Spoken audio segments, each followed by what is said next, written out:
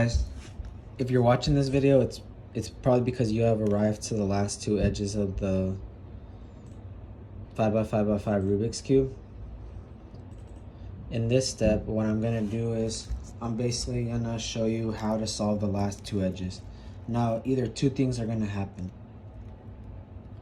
You're either gonna solve both edges simultaneously and have a 3x3x3 Rubik's Cube to solve using the 3x3x3 steps, or you're gonna have a flipped edge parity.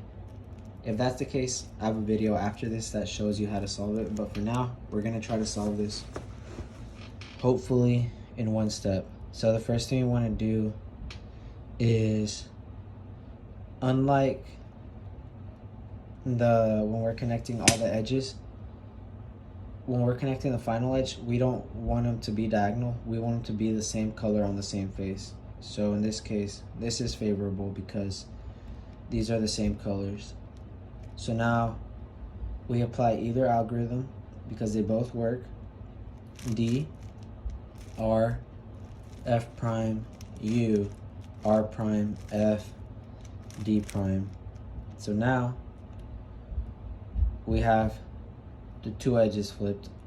Now all we have to simply do is apply it with the middle row, and this will most likely get the job done. So again, we apply the algorithm, and it works either way, so I'm going to do the opposite algorithm now to show you that it works.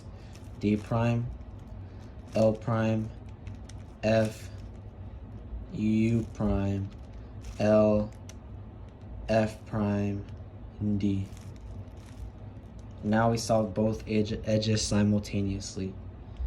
If you do have the case where you have the flipped edge parity, I have a video for that. If you don't understand Rubik's Cube notation, which I highly recommend for this channel if you want to learn, I think it's very critical to understand Rubik's Cube notation because it makes solving the Rubik's Cube a whole lot easier if you know what the numbers and the algorithms mean.